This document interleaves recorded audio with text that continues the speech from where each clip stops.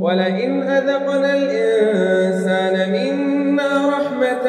ثم نزعناها منه إنه ليئوس كفور ولئن أذقناه نعماء بعد ضراء مسته ليقولن ذهب السيئات عني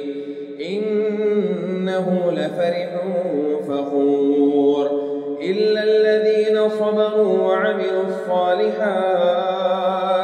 أولئك لهم مغفرة وأجر كبير فلعلك تارك بعد ما يوحى بعض ما يوحى إليك وضاعق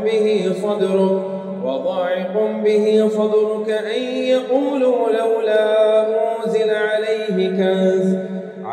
كنز أو جاء معه ملك إنما